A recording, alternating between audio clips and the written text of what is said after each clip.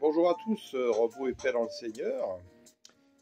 La troisième partie de notre série Qu'est-ce que le vrai évangile de Jésus?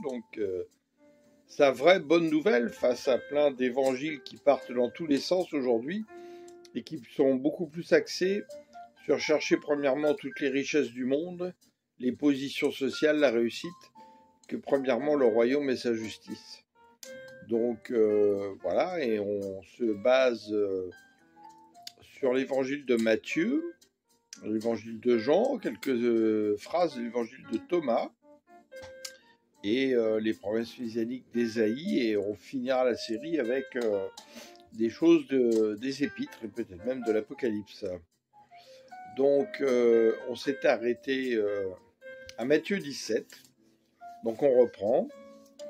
Si vous n'avez pas écouté les autres avant, je vous conseille de les écouter, bien évidemment. Et n'hésitez pas à les partager pour le plus grand bien du corps du Christ. Et dans ces temps où les hommes se sont, comme il avait été prédit, cherché toute une foule de docteurs pour entendre des fables qui viennent les rassurer ou qui les conduisent à d'autant plus adorer le monde. Et puis, bien d'autres choses qui avaient été prédites par Paul et par Pierre. Si vous connaissez la Bible, vous saurez lire les avertissements qu'on avait reçus à l'époque, y compris ceux de Jésus lui-même. Ce ne sont pas tous ceux qui m'appellent Seigneur, Seigneur qui entreront dans leur royaume. Alors, troisième partie, Matthieu 17, verset 5. Pendant qu'ils parlaient ainsi, une nuée lumineuse les enveloppa, et une voix en sortit qui disait « Celui-ci est mon fils bien-aimé, celui qui fait toute ma joie. Écoutez-le. » En entendant cette voix, les disciples furent remplis de terreur et tombèrent le visage contre terre, ce qui prouve que les gens avaient la crainte de l'Éternel. Mais Jésus s'approcha et posa la main sur eux en disant « Relevez-vous et n'ayez pas peur. » Alors ils levèrent les yeux et ne virent plus que Jésus seul. Donc quelques versets avant, on voit qu'ils avaient vu Moïse et Élie. Donc pourquoi là on précise exprès, ils ne virent plus que Jésus seul? Ça veut bien dire que ce qui s'est passé avant est passé, toute chose est devenue nouvelle et que toute la gloire, tout doit être rendu à Jésus. Rien d'autre, rien d'autre. Matthieu 18, verset 2. Alors Jésus appela un petit enfant, le plaça au milieu d'eux, et dit vraiment, je vous l'assure, si vous ne changez pas d'attitude, c'est ça le baptême, c'est changer l'attitude, se repentir, c'est changer l'attitude, faire un virage complètement à 180. Et ne devenez pas comme des petits enfants, vous n'entrerez pas dans le royaume des cieux. Qu'est-ce qu'ont les petits-enfants? Ceux qui sont encore dans une certaine innocence. C'est pourquoi le plus grand dans le royaume des cieux est celui qui s'abaisse lui-même comme cet enfant. Et celui qui accueille en mon nom un enfant comme celui-ci, m'accueille moi-même. Alors pensez à tous ces pédophiles aujourd'hui qui s'en prennent aux enfants, ça a toujours existé. Sauf qu'aujourd'hui, on en parle davantage et qu'il y en a peut-être plus parce qu'il y a les effets de mode. Donc, j'ose pas imaginer. Vous voyez, là, vraiment, il faudra que la grâce du Seigneur intervienne puissamment. Matthieu 19, verset 20. Tout cela, lui dit le jeune homme, je l'ai appliqué. Que me manque-t-il encore? Jésus lui répondit, si tu veux être parfait, va vendre tes biens, distribue le produit de la vente aux pauvres, et tu auras un capital dans le ciel, puis viens et suis-moi. Alors je vous pose la question, si aujourd'hui Jésus vous le croisez qui vous dit ça, est-ce qu'on va le faire? Quand il entendit cela, le jeune homme s'en alla tout triste, car il était très riche. Alors Jésus dit à ses disciples, « Vraiment, je vous l'assure, il est difficile à un riche d'entrer dans le royaume des cieux. » Donc il n'a pas dit il est impossible, il a dit il est difficile.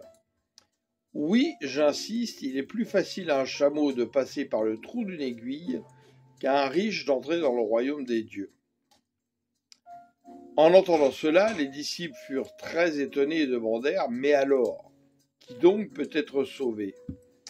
Jésus les regarda et leur dit, « Cela est impossible aux hommes, mais à Dieu, tout est possible. » Donc c'est lui qui jugera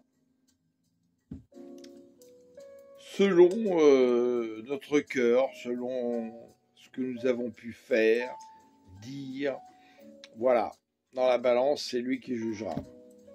Mais dans le principe, on voit bien que c'est compliqué parce qu'on marche dans un monde déchu et que les tentations, les convoitises sont grandes et que voilà, notre cœur est souvent partagé, on en revient toujours au même. Alors que ferait Jésus aujourd'hui dans bien des églises? Matthieu 21, 12. Jésus entra dans la cour du temple, il en chassa tous les marchands ainsi que leurs clients, il renversa les comptoirs des changeurs d'argent ainsi que les chaises des marchands de pigeons. Et il leur dit, il est écrit, on appellera ma maison une maison de prière, mais vous, vous en faites une caverne de voleurs. C'est malheureusement le cas encore dans beaucoup d'églises. J'en ai été témoin en vrai.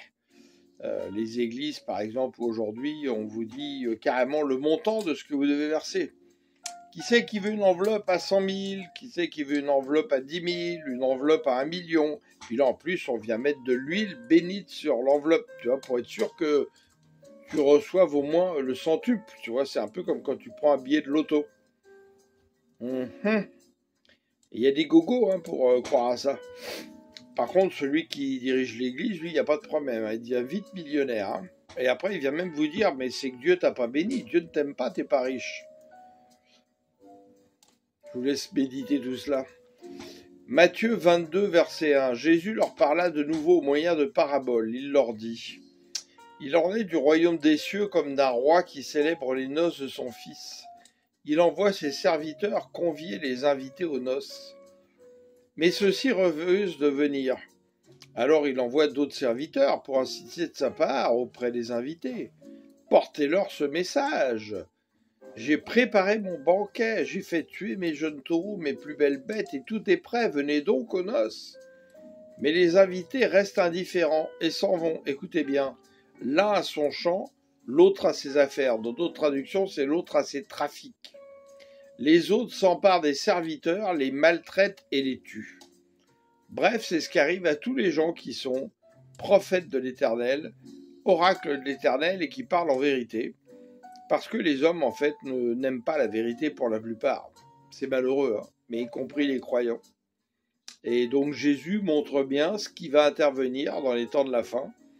Et puissions-nous pas être trouvés comme ces gens-là. Vraiment, prions de tout notre cœur que Dieu nous examine et qu'il change nos cœurs pour que nous nous détachions de plus en plus de ce monde et que nous nous préparions pour son retour. Matthieu 22, 37. Jésus lui répondit, « Tu aimeras le Seigneur ton Dieu de tout ton cœur, de toute ton âme, de toute ta pensée. C'est là le commandement le plus grand et le plus important. Il y en a un second qui lui est semblable. Tu aimeras ton prochain comme toi-même. Tout ce qu'enseignent la loi et les prophètes est contenu dans ces deux commandements. » Matthieu 23, tout l'inverse de ce qu'on observe dans les églises et institutions religieuses. Il lit de pesants fardeaux, donc il parle des pharisiens et des sadducéens qui sont des religieux. Il lit de pesants fardeaux et les place sur les épaules des hommes, mais il ne bougerait même pas le petit doigt pour les déplacer. Dans tout ce qu'ils font, ils agissent pour être vus des hommes. C'est de pire en pire. Bientôt, ils auront des chapeaux avec des lumignons sur la tête et des grandes robes couleur arc-en-ciel ou je ne sais quoi pour être sûr qu'on les voit. Ainsi, les petits coffrets à versets qu'ils portent pendant la prière sont plus grands que ceux des autres et les franges de leurs manteaux plus longues. Ils affectionnent les meilleures places dans les banquets et les sièges d'honneur dans les églises, donc dans les synagogues. C'est tout à fait le cas. Les premiers qui sont invités sont assis dans des sièges en cuir confortables. Ensuite, le premier rang, on a des sièges en tissu un peu confortables. Et plus on s'éloigne, plus les sièges sont moins confortables. Ils affectionnent les meilleures places dans les banquets, les sièges d'honneur, les synagogues. Ils aiment qu'on les salue sur les places publiques, c'est-à-dire qu'on les honore, qu'on les glorifie, et qu'on les appelle maîtres. On les appelle bishop, archevêque, général en chef, machin, prophète des nations. Ouh, waouh, waouh, waouh, les titres bientôt ils viendront avec des médailles sur le flanc. Mais vous ne faites pas appeler maître, car pour vous, il n'y a qu'un seul maître, vous êtes tous frères. Ça, méditez-le. Matthieu 23, verset 8. Aujourd'hui, dans une église, si vous servez le Seigneur, vous ne devriez pas vous présenter comme l'apôtre, le pasteur, l'évangéliste ou je ne sais quoi. Non. Le frère, avec votre prénom, qui est utilisé par le Seigneur de temps en temps avec telle fonction, telle fonction, telle fonction. Voilà ce que nous devrions dire. 9. Ne donnez pas non plus à quelqu'un ici-bas le titre de père. Ah, malheureusement, en Afrique, ils ont à peu près 200 pères spirituels. Car pour vous, il n'y a qu'un seul Père, le Père céleste. Et puis là, on essaie de justifier dans l'Écriture, en disant, mais oui, mais Paul a appelé Timothée son fils. Ah oui, mais est-ce que vous avez vu Timothée appeler Paul son père? Non, c'était une façon d'exprimer quelque chose, mais il ne désobéissait pas à Jésus. Parce qu'en fait, c'est comme s'il le considérait comme un fils. Ne donnez pas non plus à quelqu'un ici-bas le titre de père, car pour vous, il n'y en a qu'un seul, le Père céleste. Ne vous faites pas non plus appeler chef, car un seul est votre chef, le Christ. Alors quand vous cherchez les définitions hébreues de chef, de maître, etc., toutes en fait ont la même signification qui veut dire maître, rabbi en hébreu. Le plus grand parmi vous sera votre serviteur, car celui qui s'élève sera abaissé, et celui qui s'abaisse lui-même sera élevé. Alléluia. Alors des paroles entendues du Seigneur face à des attitudes des hommes et des femmes. Matthieu 23, 33. Donc il parle toujours aux religieux, il n'est pas en train de parler aux gens dans la rue. Serpent, race de vipère, comment pouvez-vous penser que vous éviterez le châtiment de l'enfer? En effet, je vous ai envoyé des prophètes, des sages et des spécialistes de l'écriture, donc des docteurs. Vous allez tuer ou crucifier les uns, fouetter les autres dans vos synagogues et les persécuter d'une ville à l'autre. Et on pourrait dire maintenant les empoisonner avec du cyanure ou autre. Donc méfiez-vous si vous dites la vérité. Mangez pas tout n'importe comment aujourd'hui. Faites attention si on vous invite dans une église. Vous savez pas pourquoi on vous y invite. Pour que retombe sur vous le châtiment qu'appelle le meurtre de tous les innocents depuis celui d'Abel, le juste, jusqu'à celui de Zacharie, fils de Barachi, que vous avez assassiné entre le temple et l'autel du sacrifice. Oui, vraiment, je vous l'assure, le châtiment mérité par tous ces meurtres retombera sur les hommes de cette génération. Verset 37. Ah, Jérusalem, Jérusalem, toi qui fais mourir les prophètes et qui tues à coups de pierre ce que Dieu t'envoie, combien de fois j'ai voulu rassembler tes habitants auprès de moi comme une poule rassemble ses poussins sous ses ailes, mais vous ne l'avez pas voulu. Ça, c'est exactement cette phrase que j'ai entendue de Jésus en juillet 2022, alors que j'étais en voyage missionnaire en Côte d'Ivoire, et que dans la journée même, j'avais vu des comportements de grands pasteurs, je parle grands dans le sens qu'ils sont connus mondialement, donc ils seraient censés, si on les écoute, avoir une grande sagesse du Saint-Esprit, et je les ai vus avoir des comportements infantiles, jaloux, et je n'en revenais pas. Et le Seigneur m'a réveillé avec ça, et quand je lui ai demandé ce que cela signifiait, il m'a déclaré: parce qu'ils n'ont pas l'amour de la vérité, ils vous persécuteront et vous livreront aux païens. Et il parlait des gens dans les églises qui feraient cela. Verset 38, maintenant votre maison va être abandonnée et restera déserte. En effet, je vous le déclare, désormais vous ne me verrez plus jusqu'à ce que vous appreniez à dire: béni soit celui qui vient de la part du Seigneur. Ah oui, dans une église en France où j'étais arrivé et pour conforter le pasteur, où j'ai déclaré une parole de connaissance qui allait dans le sens de ce qu'il avait dit. Waouh, j'ai été fusillé du regard par les 3 personnes qui étaient sur l'estrade et on est venu quasiment me sauter dessus. Et ça a duré toujours pendant les 3 ans que je venais régulièrement dans cette église où j'étais considéré comme un ennemi. Et une fois, le Seigneur me parlant de cette église m'a dit « Mon peuple souffre », donc en citant le nom de la ville. Et j'ai fait un songe la nuit où j'arrivais dans cette église pour, pareil, donner une parole de bénédiction. Je m'avançais vers l'autel et là, pareil, on m'a agressé. Et je me voyais justement sortir de l'église et prononcer cette phrase. « Vous ne me verrez plus tant que vous n'aurez pas appris à dire « Béni soit celui qui vient de la part du Seigneur ». Aujourd'hui, malheureusement, souvent, ceux qui viennent de la part du Seigneur sont rejetés comme avant. On ne cherche que les gens qui viennent caresser nos oreilles. Matthieu 24, verset 11. De nombreux faux prophètes surgiront et ils tromperont beaucoup de gens. Mais c'est marrant, c'est pareil, on en parle très peu de ces versets-là dans les églises. Comment ça se fait?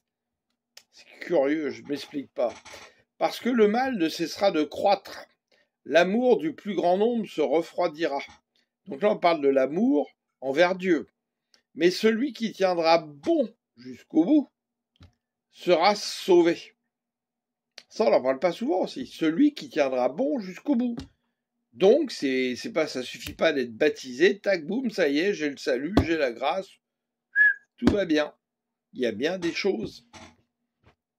Mais il va falloir traverser les tribulations, les choses, tout ce qui va arriver, les persécutions, et tenir jusqu'au bout dans sa foi et dans un cœur tourné vers Dieu. Cette bonne nouvelle du règne de Dieu sera proclamée dans le monde entier pour que tous les peuples en entendent le témoignage. Alors seulement viendra la fin. Un peu plus loin, au verset 45, « Quel est le serviteur fidèle et sensé à qui le maître a confié le soin de veiller sur l'ensemble de son personnel pour qu'il distribue à chacun sa nourriture au moment voulu ?» Donc là, pensée spirituelle, avec la nourriture céleste par les paroles de Dieu, les paroles de connaissance qui permettent de construire, bâtir solidement le Christ en nous. Heureux ce serviteur que le maître à son retour trouvera en train d'agir comme il le lui a demandé. Vraiment, je vous l'assure, son maître lui confiera l'administration de tout ce qu'il possède. Alors ça, Matthieu 25 au verset 31 et la suite, je ne l'ai entendu qu'une seule fois en église en 7 ans, et en plus je l'avais réclamé. Donc on n'est pas pressé de le rappeler. Pourtant, c'est peut-être quelque chose qui est très important, puisque en plus, c'est le jugement des nations à la fin.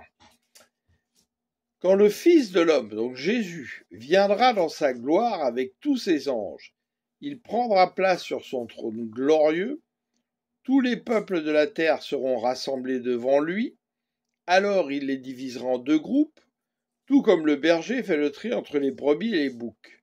Il placera les brebis à sa droite et les boucs à sa gauche. Après quoi le roi dira à ceux qui seront à sa droite, donc les brebis, « Venez, vous qui êtes bénis par mon Père, prenez possession du royaume qu'il a préparé pour vous depuis la création du monde. Car j'ai souffert de la faim, et vous m'avez donné à manger. J'ai eu soif, et vous m'avez donné à boire. J'étais un étranger, et vous m'avez accueilli chez vous. J'étais nu et vous m'avez donné des vêtements. J'étais malade et vous m'avez soigné. J'étais en prison et vous êtes venus à moi. » Remarquez, il n'a pas dit j'avais pas de vêtements, mais vous vous êtes acheté une merveilleuse tenue Hugo Boss à 2000 €, c'était merveilleux. J'avais pas de voiture, pas de vélo pour me déplacer, mais vous rouliez dans une voiture à 150 000 € dans votre église, etc. C'est marrant, il dit pas ça, je ne sais pas pourquoi. Peut-être que la Bible a été mal traduite. Alors les justes lui demanderont, mais Seigneur, quand avons-nous vu avoir faim? Et t'avons-nous donné à manger, ou avoir soif et t'avoir donné à boire? Ou étranger et t'avoir accueilli? Ou nu et t'avons-nous vêtu? Ou malade ou prisonnier sommes venus te rendre visite? Et leur roi leur répondra, Voici, je vous l'assure, chaque fois que vous avez fait cela au moindre de mes frères que voici, c'est à moi que vous l'avez fait. Et si vous lisez la suite, donc de 41 à 46, vous verrez que c'est totalement l'inverse. Tout ce que nous n'avons pas fait au moindre de nos frères qui étaient dans un besoin de base et qui leur aurait fait beaucoup de plaisir, nous avons manqué de le faire à Jésus. Parce que Jésus vit en chacun de nous. Et c'est pas vraiment ce qu'on observe, je suis désolé, d'une majorité de la plupart d'entre nous dans le monde aujourd'hui. Matthieu 26, 26. Au cours du repas, Jésus prit du pain, puis après avoir prononcé la prière de reconnaissance, il le partagea en morceaux, puis il les donna à ses disciples en disant « Prenez, mangez, ceci est mon corps ». Ensuite il prit une coupe et après avoir remercié Dieu, il la leur donna en disant « Buvez-en tous, ceci est mon sang, par lequel est scellée l'alliance. Il va être versé pour beaucoup d'hommes, afin que leur péché soit pardonné. Je vous le déclare, désormais je ne boirai plus du fruit de la vigne jusqu'au jour où j'en boirai de nouveau avec vous dans le royaume de mon Père. » Donc dans Jean 6, il nous explique bien l'intérêt de venir manger son corps et boire son sang. Il nous dit « Faites ceci en mémoire de moi ». Aujourd'hui, dans beaucoup d'églises, on le fait qu'une fois par mois quand on a le temps, et de façon qui n'a aucun sens. On n'explique même pas aux gens ce que ça représente, au moins en parlant d'Hébreux 9, d'Hébreux 10, de Jean 6 et bien d'autres choses. Et on fait ça de façon religieuse qui ne représente pas grand-chose. Et en plus, donner des hosties industrielles avec du jus de raisin industriel, j'appelle pas ça réellement partager le pain et partager la coupe. Excusez-moi. Je pense qu'on pourrait quand même se donner la peine de faire cela, puisque toutes ces églises ont des protocoles qui les utilisent pour ça. Et puis, des frères et sœurs, je serais très heureux de vouloir amener du pain, de préparer justement le repas du Seigneur, etc., etc. Bref, c'est une aparté, je vous laisse juge de cela. Donc, et je vous rappelle qu'en fait, vous avez vu Paul, par exemple, dans la Bible, dire que, alors qu'il est en train, par les paroles de connaissance et de révélation, par le Saint-Esprit, de former les gens pour qu'ils baptisent Christ en eux, il leur dit « Je suis dans les douleurs de l'enfantement ». Et en fait, comprenons bien que Jésus, par son sang que nous buvons, c'est un peu comme la femme quand elle est enceinte, où l'enfant se nourrit du sang de la mère, et ensuite quand il sort le lait maternel, et Pierre dit de se nourrir au lait pur de la parole, mais ça ne suffit pas justement, il va falloir aller plus loin, et ensuite on va lui donner à l'enfant de la nourriture solide, sinon il ne se développerait pas. Et on dit bien justement, Pierre pareil parlant des Juifs, vous devriez des maîtres aujourd'hui, et vous en êtes encore au rudiment de l'esprit, on ne peut même pas vous donner de la nourriture solide. Donc tout ça malheureusement n'a que très peu changé, et comprenons bien que tant que Christ ne sera pas revenu, c'est comme si nous étions dans le placenta du ventre de Christ, et que nous nous formions justement pour un moment donné éclore justement solidement comme des hommes faits dans la pleine stature de Christ. Donc en fait, nous nous nourrissons du sang du Seigneur, et parce que son sang est une véritable nourriture, son corps est une véritable nourriture, et il y a une véritable force à l'intérieur de cela.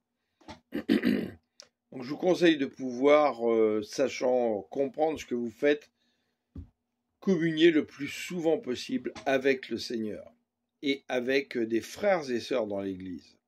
Et quand je dis l'Église, ça peut être des assemblées de maison, où vous êtes 2, 3, 5, 10, 20. Matthieu 27, 57. Le soir venu, arriva un homme riche appelé Joseph, originaire de la ville d'Arimathée. Lui aussi était un disciple de Jésus. Donc ce qui avait été prédit dans Ésaïe 53. Il alla demander à Pilate le corps de Jésus, alors Pilate donna l'ordre de lui remettre.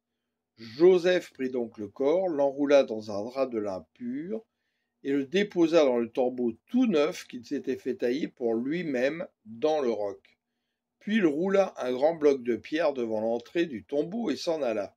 Il y avait là Marie de Magdala et l'autre Marie, assise en face de la tombe.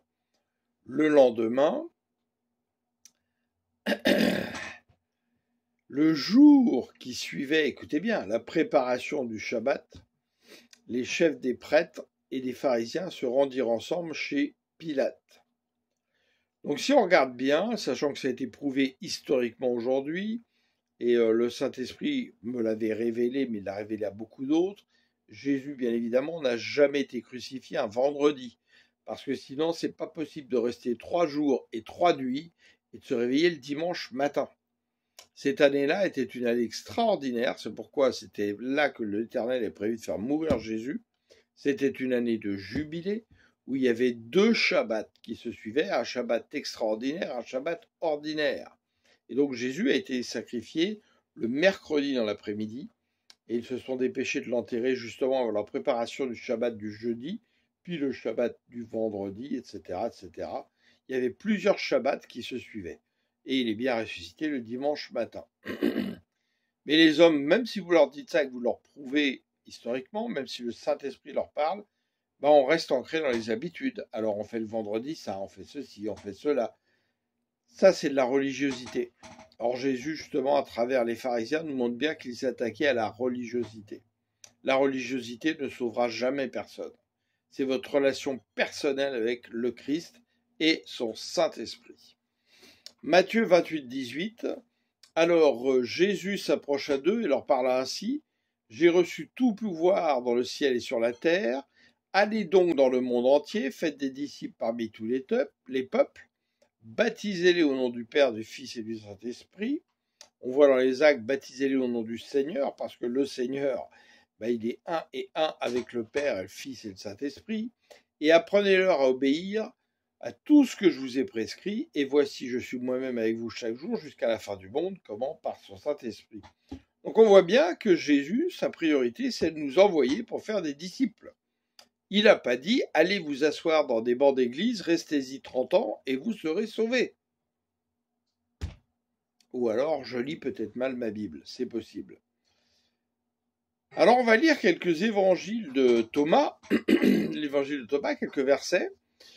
Le Saint-Esprit lui-même m'a dit que l'évangile de Thomas était le trait d'union qui manque entre Matthieu et Jean pour bien bâtir Christ en nous et le connaître vraiment.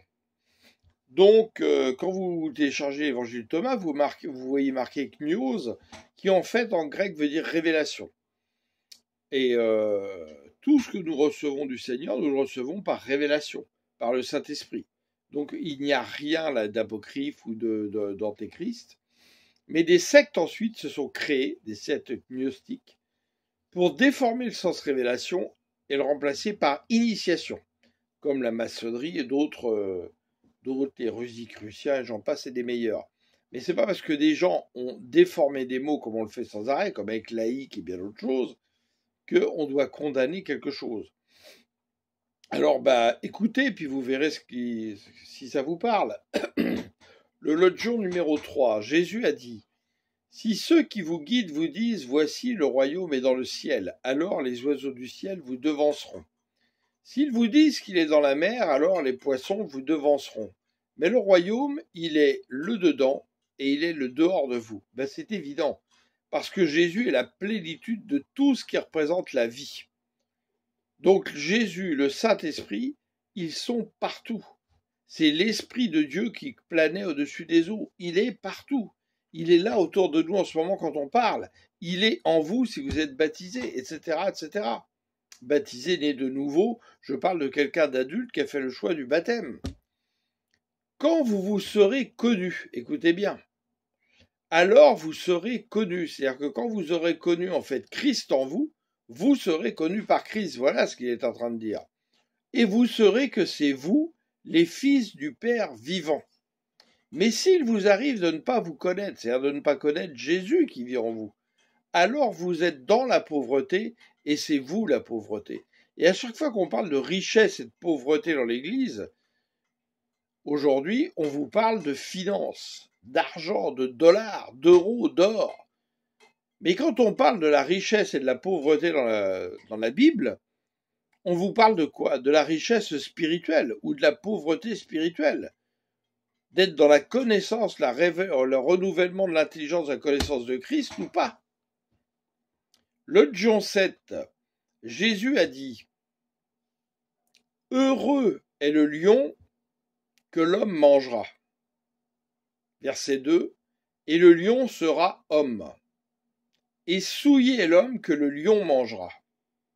Et le lion sera homme. » De quoi parle-t-il? Souvent en hébreu, justement, un mot peut avoir des sens très opposés. Et là, donc le premier lion dont il parle, c'est qui? C'est Christ, le lion de la tribu de Juda. Donc le lion que l'homme mangera, manger mon corps, et il sera homme, parce que vous grandirez dans la stature de Christ, à l'image de Christ. Mais souillez le lion, souillez l'homme que le lion mangera. C'est dans Pierre. Le diable rôde comme un lion pour voir qui il va dévorer. Et le lion sera homme, le diable vous aura attrapé. L'autre jour 23, Jésus a dit « Je vous choisirai entre 1000 et 2 entre 10 000, et debout, ils seront un. » Oui, parce que la mathématique de Dieu, c'est 1 plus 1 plus 1 au nombre que vous voulez de gens qui vivent dans la foi, qui sont un avec le Seigneur. Jean 17, 17. Ta parole est la vérité, quand il parle à son Père, consacre-les dans la vérité afin qu'ils soient un comme nous sommes un. Le John 50, Jésus a dit, alors il y a d'autres John qui sont exactement la même chose que dans Jean ou dans Matthieu. Là, je vous ai cité des choses justement un peu différentes, mais qui rejoignent le même esprit, donc la même pensée de Christ. Jésus a dit, si les gens vous disent, d'où êtes-vous? Dites-leur, nous sommes venus de la lumière, là où la lumière est née, d'elle-même. Donc on parle du Christ. Elle s'est levée et manifestée dans leur image. S'ils disent, qui êtes-vous? Dites, nous sommes ses fils et nous sommes les élus du Père, le vivant. Et c'est pas nous sommes des chrétiens. Ça, c'est le monde qui nous a appelés chrétiens. Et le monde appartient à qui? À Satan. S'ils vous demandent quel est le signe de votre Père qui est en vous, dites-leur, c'est un grand mouvement au repos. Parce que Jésus est le maître du repos. Mais en même temps, il est la vie en abondance, capable de tout créer, le Verbe incarné. Le John 67, Jésus a dit, celui qui connaît le tout, s'il est privé de lui-même, c'est-à-dire s'il ne connaît pas Dieu en lui-même, il est privé du tout. C'est comme des choses qui amènent à réfléchir. Le John 77, Jésus a dit, je suis la lumière qui est sur eux tous. Je suis le tout. Le tout est sorti de moi. Et le tout est parvenu à moi. Fendez du bois, je suis là. Levez la pierre, vous me trouverez là. Il est bien en train d'expliquer qu'il est toute la plénitude de toute la création. C'est pas le petit Jésus qu'on voit en image, qui est pas... Non. Ça, c'était Jésus 100% homme, 100% Dieu. Mais Jésus est sorti du Père, il est revenu au Père. Il est l'Éternel. Le John 108, Jésus a dit, celui qui boit à ma bouche sera comme moi aussi je serai lui, et ce qui est caché lui sera révélé. Alléluia, par le Saint-Esprit, le Consolateur. Amen, amen. Gloire à notre Seigneur. Merci Seigneur, nous te rendons grâce, nous te remercions pour tous tes bienfaits. Et puisses-tu toucher nos cœurs par ton Saint-Esprit pour que nous ayons vraiment à cœur de sortir de tous nos dogmes, nos commandements d'hommes, nos traditions, nos coutumes, nos religions, et que nous ayons vraiment à cœur de te connaître tel que tu es, toi, Yahweh Adonai, celui qui est le Seigneur, celui qui est le Verbe incarné, le Verbe fait chair, le Verbe qui a tout créé, la plénitude de l'univers. Vraiment, aide-nous à grandir dans cette relation avec toi, Seigneur. Alléluia, merci. À bientôt, on continuera avec Jean la prochaine fois. Et je vous souhaite une très belle fin de journée ou une très belle soirée suivant les créneaux horaires. Au nom puissant de notre Seigneur. Alléluia.